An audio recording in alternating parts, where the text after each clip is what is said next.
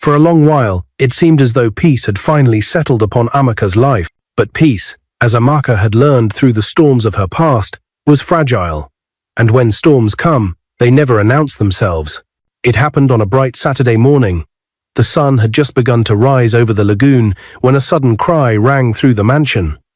A housemaid burst into the sitting room, her voice trembling. Chief has collapsed." Amaka froze. Her heart stopped for a moment before it kicked into a violent rhythm. She dropped the tea tray she had been holding, porcelain shattering across the floor. Without a word, she dashed up the stairs, Kingsley right behind her. They found Chief Williams lying on the floor of his bedroom. His white kaftan crumpled, his red cap on the ground beside him. His face was pale, his chest struggling for air. Monica knelt beside him, her hands shaking as she tried to lift him. "Amaka, please." Monica's voice cracked. "Do something, save him." There was no time for panic. Amaka's training and instinct took over. She pressed her fingers against his neck. Faint pulse, shallow breaths. Her eyes darted to Kingsley. "Call the hospital," she commanded. "Prepare the theatre. He's bleeding in the brain." Within minutes, an ambulance wailed through the streets of Lagos, rushing the chief back to the very hospital that bore the mark of Amaka's kindness. The operating theatre was once again her battlefield.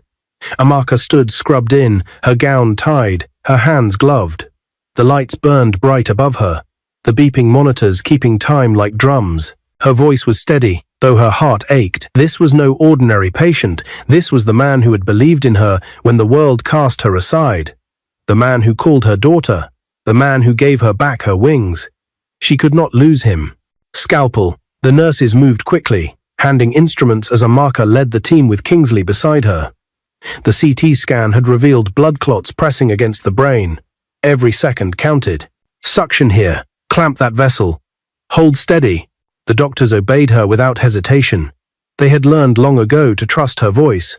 Hours passed like lifetimes. Sweat pooled under her mask, her eyes fixed on the fragile lines of tissue and vessels. "Now, gently," she whispered. "Remove the clot." The suction tube hummed. The clot slipped free, dark against the silver instruments. The room held its breath as Amaka paused, scanning the monitors. Beep, beep, beep. The heartbeat strengthened. The pressure normalized. She exhaled. "We've done it. He will live." Relief flooded the room like sunlight after rain. The nurses clapped softly, some weeping. Kingsley placed a hand on Amaka's shoulder, his eyes full of admiration. "You saved him," he said. Amaka's voice cracked. "No, he saved me first. I only returned the gift." When Chief Williams opened his eyes days later, the first thing he saw was Amaka's face above him. She sat by his bed, her hand clasped around his, tears streaming down her cheeks. His lips trembled. "Amaka, my daughter." "Chief," she whispered, "you're safe now." He pulled her hand weakly to his chest. His voice was frail but full of emotion. "Thank you. Thank you for not letting me die. Thank you for giving me a second chance to sit with you, with Kingsley, with Monica, with baby Williams." Monica stood at the other side of the bed, her tears falling freely as she gripped her husband's hand. "You frightened me, my love. Please don't ever leave me again." Chief smiled faintly. "I will stay, as long as God permits." In the weeks that followed, Chief Williams recovered at the mansion. Time seemed to move faster, as though each day was too precious to waste. Baby Williams, now 5 years old, clung to his grandfather with the devotion of a shadow. Every evening, they sat together in the garden under the moonlight. The boy curled on his grandfather's lap, eyes wide as Chief told him tales of tortoises, dogs, and rabbits. "Grandpa, why is the tortoise always wise?" Baby Williams would ask, his little face scrunched in curiosity. Chief chuckled, "Because the tortoise never gives up. He always finds a way, no matter how slow he walks. Remember that, my boy.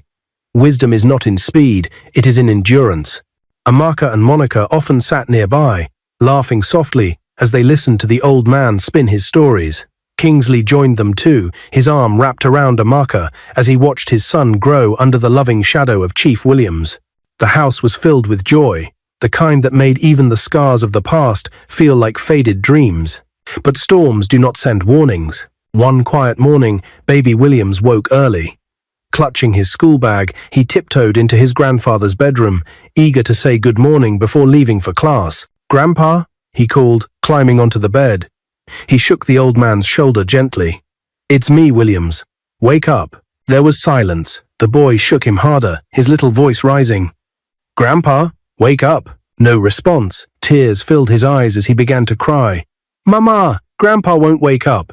Monica stirred beside her husband, confusion clouding her sleepy eyes. She turned and froze. Chief Williams lay still, his face peaceful, his chest unmoving. "Williams?" she whispered, her voice cracking. She shook him desperately. "Williams, please, wake up. Please." Her cries filled the room, mingling with the sobs of baby Williams. Amaka and Kingsley rushed in, their hearts pounding. They tried everything: compressions, oxygen, resuscitation. But it was too late. Chief Williams was gone. The man who had given Amaka a second chance, the man who built her dream, had slipped quietly into eternity in his sleep. The following day, Lagos mourned. The mansion gates overflowed with people, friends, business leaders, neighbors, and strangers who had heard of his kindness. At the graveside, Monica wept bitterly, clutching the coffin as it was lowered. Baby Williams cried in Amaka's arms, his small voice breaking everyone's hearts. Kingsley stood tall, but his tears rolled freely. As the soil covered the coffin, Amaka whispered through her sobs, "Rest well, Father. You gave me life twice. I will carry your legacy forever." And there the tones come. The wind carried her words across the mourners. In the weeks after his burial, the mansion felt emptier. Yet Amaka refused to let grief silence Chief Williams' legacy. Together with Monica and Kingsley, she founded the Williams Second Chance Foundation, an NGO dedicated to helping the vulnerable.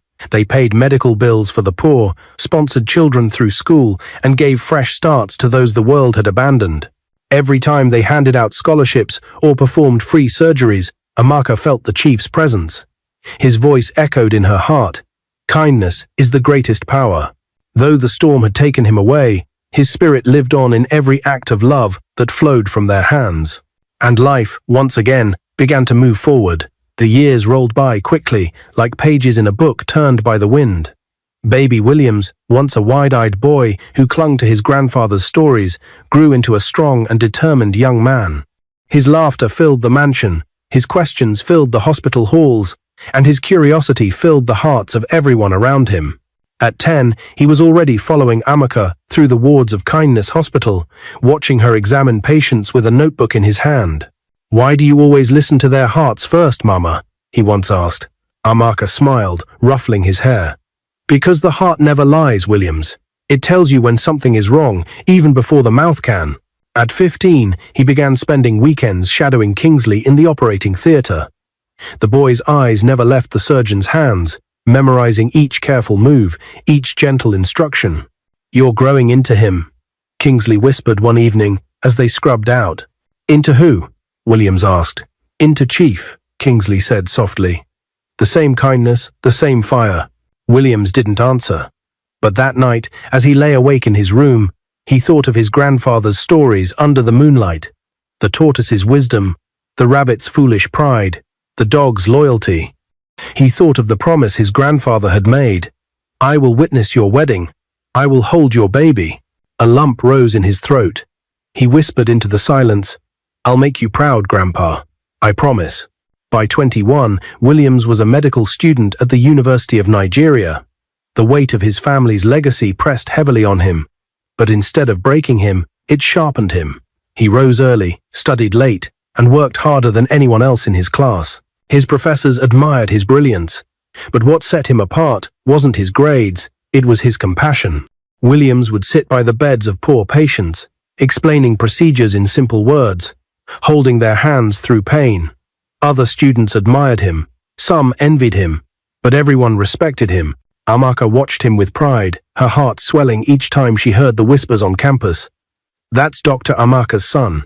He's just like her." Kingsley often smiled quietly when he heard those words too, though he never missed the chance to remind Williams, "Medicine is not about being like us. It's about being yourself. Your patients need you, not your mother, not me, not even your grandfather.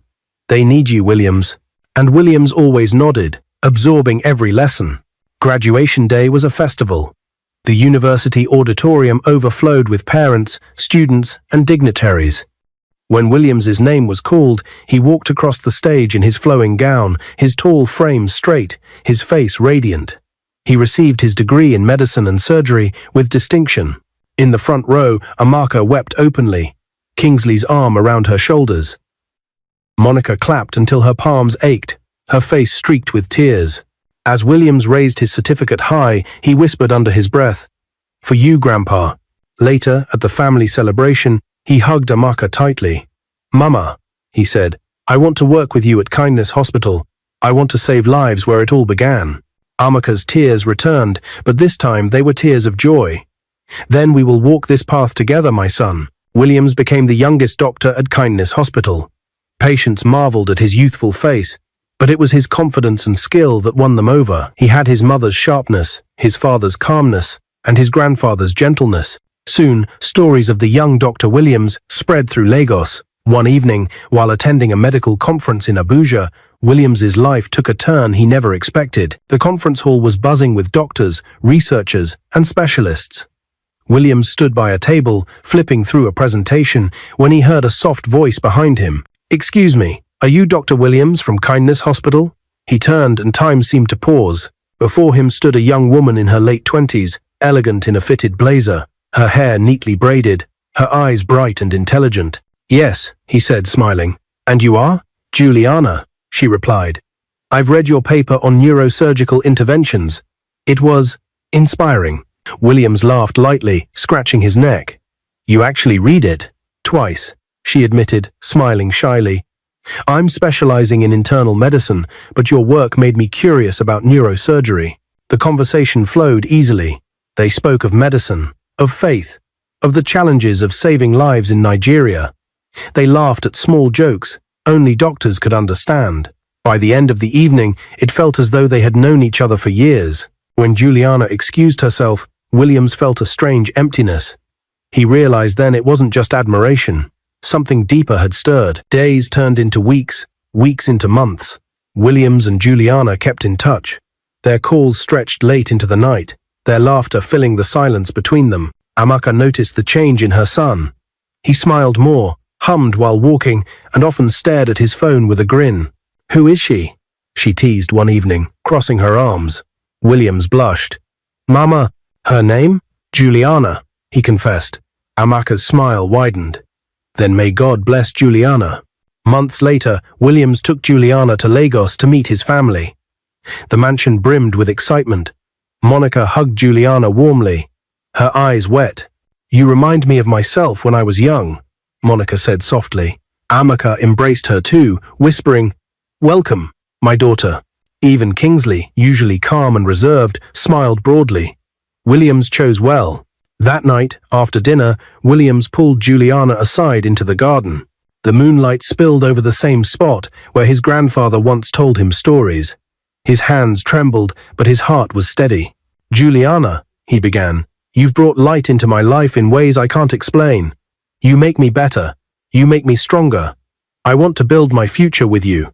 He knelt, pulling a ring from his pocket. "Will you marry me?" Juliana gasped, her hands flying to her mouth. Tears filled her eyes as she nodded.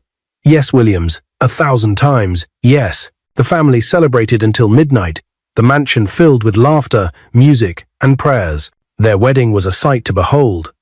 The cathedral was packed, decorated with roses and lilies.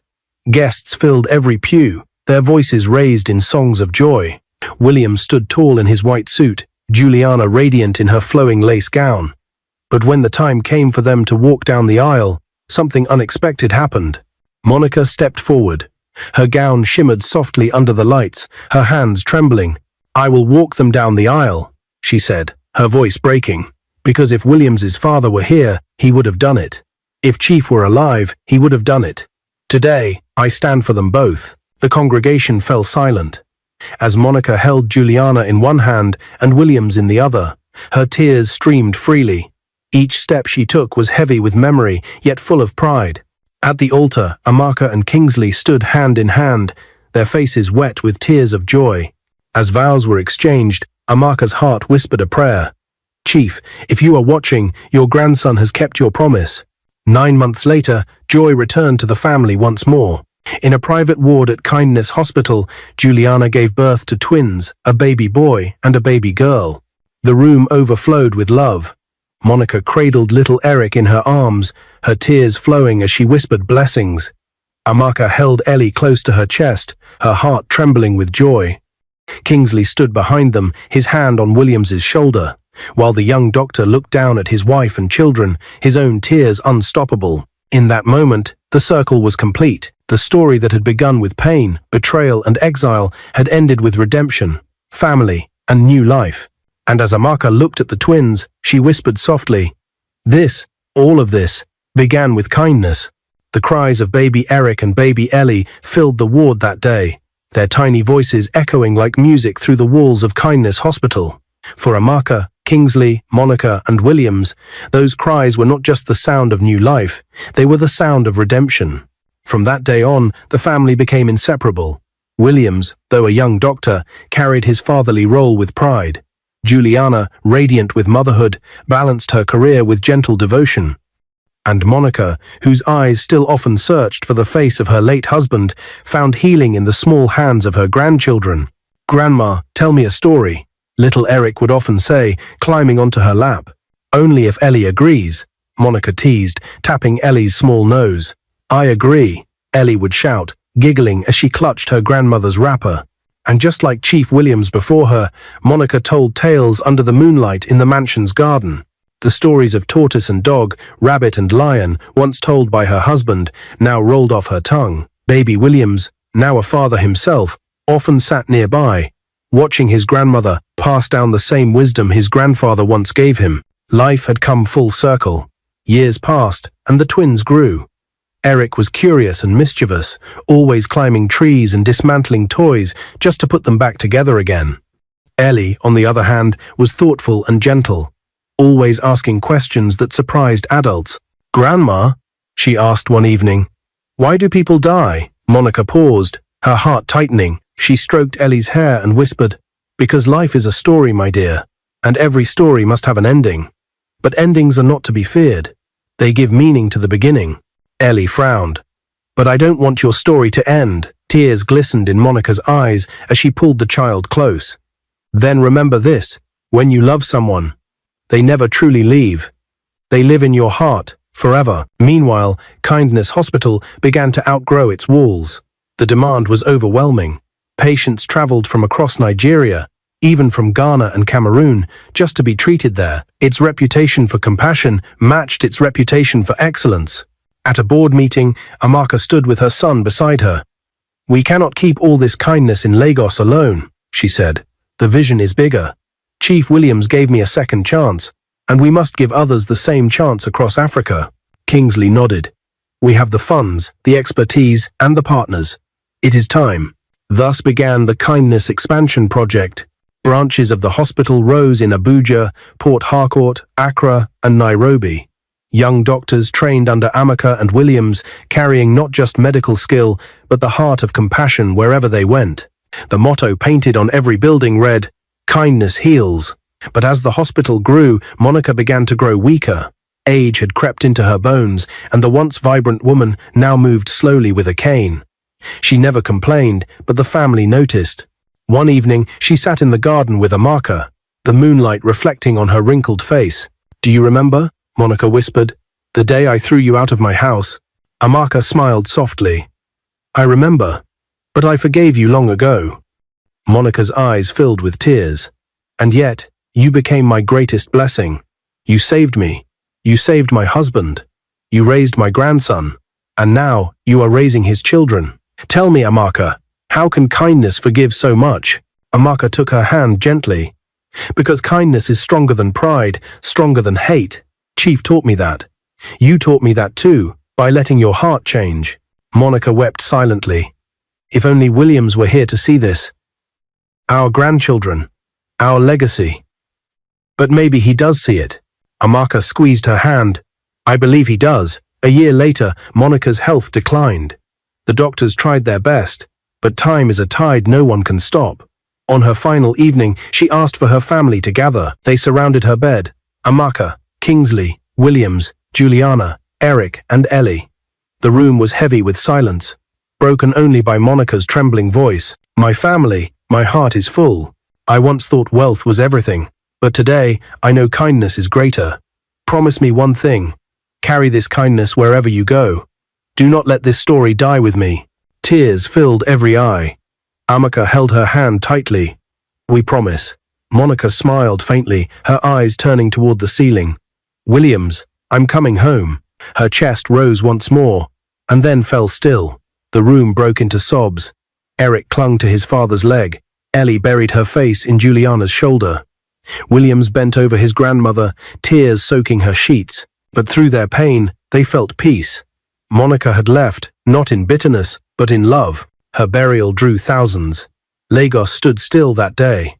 People remembered her transformation from the woman who once cast out a maid to the woman who became a mother of kindness. Her story inspired many who once carried pride in their hearts to change their ways. On her tombstone were the words, "She found kindness and became kindness." After the mourning, the family pressed on. The NGO in Chief Williams's name now bore Monica's too. Together, they called it the Williams Monica Foundation for Second Chances.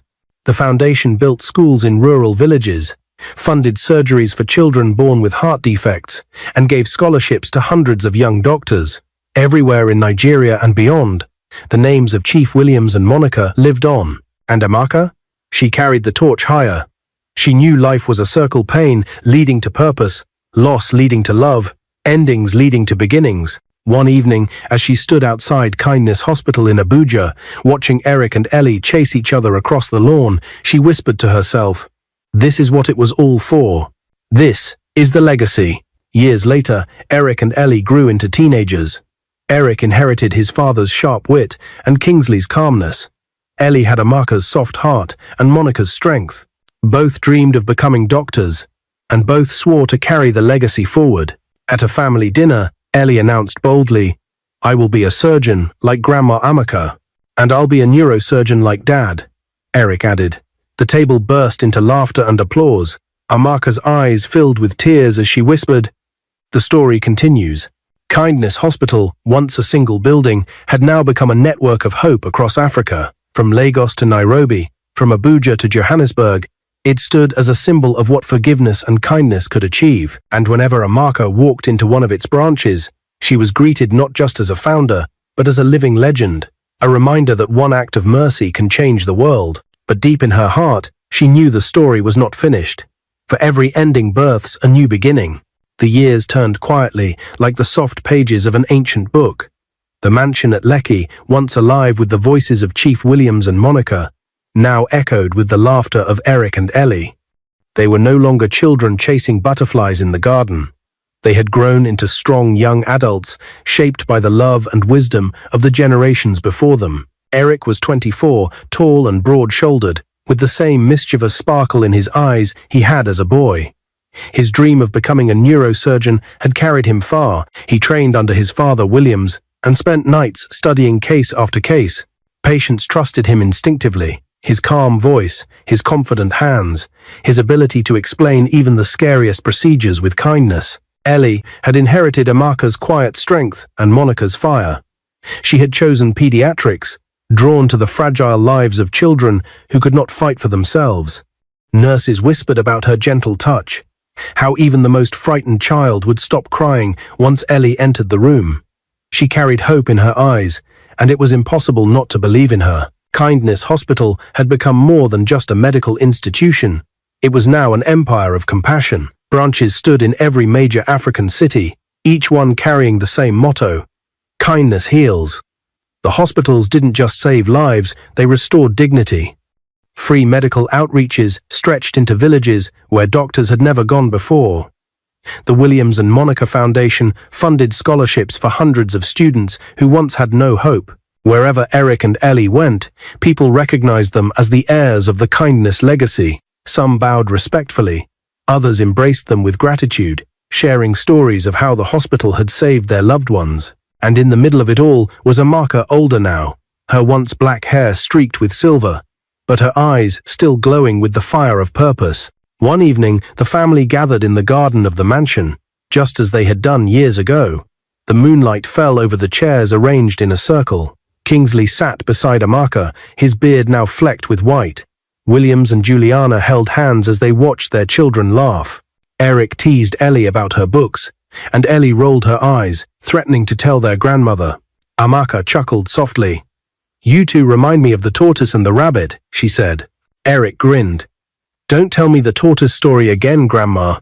"But it never grows old," Ellie protested, resting her head against Amaka's shoulder. "Tell it, please." Amaka's voice grew soft as she began. The tortoise was slow, but he never gave up. He believed in himself, even when others mocked him. That's why he always won. Life isn't about speed, my children. It's about endurance, patience, and kindness. Her voice trembled slightly as she finished, and Kingsley slipped his hand over hers. She smiled at him. Though deep in her heart, she felt the weight of years pressing gently, whispering that her own story was nearing its end. The day came when Eric and Ellie both graduated from medical school. The ceremony was grand, attended by dignitaries from across Africa. When their names were called, Amaka and Kingsley stood proudly, tears streaming down their faces. Later, at the family celebration, Eric turned to his grandmother. "Grandma, I want to carry this legacy to the world, not just Africa, but everywhere." Ellie nodded eagerly. "And I want to make Kindness Hospital a place where no child dies because their parents cannot afford treatment." Amaka's heart swelled. She had carried the torch through storms, but now she saw it shining in their hands. Years passed, and Eric and Ellie kept their promises. Eric became one of Africa's youngest neurosurgeons, performing groundbreaking surgeries that attracted international recognition. Ellie built the pediatrics wing of Kindness Hospital into a sanctuary for children, with colorful walls and laughter ringing through every ward. They worked tirelessly, but they never forgot the root of it all: kindness. One summer, Eric married a fellow doctor from Kenya. The wedding was celebrated across Lagos, filled with joy and dancing. A year later, Ellie too found love with a childhood friend who admired her strength and humility. Their weddings brought the family closer, laughter echoing through the mansion once more. Soon, Amaka became a great-grandmother. She held Eric's daughter in her arms one afternoon, tears streaming down her cheeks. "Your great-grandfather prayed to hold his grandson," she whispered. "Now I am holding you. God is faithful, but time is relentless." One quiet evening, Amaka sat in her study at the mansion. The window opened to the sound of the waves. She held a pen, writing her final reflections in a leather-bound journal. Kingsley entered quietly, placing a shawl around her shoulders. "You're still working?" he asked gently. "I'm not working," she whispered. "I'm finishing." He knelt beside her, taking her hand. "Don't speak of finishing. You are the beginning of everything." She smiled faintly, tears shining in her eyes. "Kingsley, we've been blessed. Look at what kindness has done. It gave me a family, a legacy, a story bigger than myself. My heart is at peace." Kingsley pressed his forehead against hers. "Then rest, my love. You've carried the world long enough." Days later, the family gathered again in the mansion. Amaka's health had begun to fail. She lay in her bed, her children and grandchildren surrounding her. The room was heavy with tears, but Amaka's face was calm. "Don't cry," she whispered. "This is not an ending. It is a continuation. Remember what I always told you. Kindness never dies. Carry it on." She turned her gaze to Eric and Ellie. "You are the flame now. Burn brightly. Heal the world." Her breathing grew slower, her grip on Kingsley's hand loosening. With one final smile, her eyes closed. Amaka, the homeless cleaner who became a healer, the maid who saved a billionaire's wife, the surgeon who built an empire of kindness, had finally gone home. Her funeral was unlike anything Lagos had ever seen. Streets overflowed with mourners. From presidents to beggars, from doctors to patients, all came to honor the woman who had given them hope. On her tombstone were the words, "Here lies Amaka. She chose kindness, and kindness chose her." Years later, Kindness Hospital had become a global network, reaching beyond Africa to the world. Eric and Ellie stood as leaders, carrying the vision their grandmother had birthed in pain and nurtured in love. At the Foundation's annual conference, Ellie spoke with tears in her eyes. "My grandmother taught us that kindness is stronger than pride, stronger than hate, stronger than death. Today, as we heal the world, we are living her story." Eric added, his voice firm, "We are not just doctors. We are her legacy, and her flame will never die. The hall erupted in applause, and somewhere, beyond the veil of time, it felt as though Amaka was smiling. The story had begun with rejection, betrayal, and despair. But it ended with redemption, legacy, and love. The maid who was once thrown out of a mansion became the matriarch of a dynasty of kindness. And so, the eternal flame of Amaka's life burned on not just in her family, not just in hospitals, but in every heart that chose kindness over cruelty, forgiveness over vengeance, love over hate. What is your view about this story? Where are you watching from? If you enjoyed this story, comment, share, and subscribe to our channel for more interesting stories.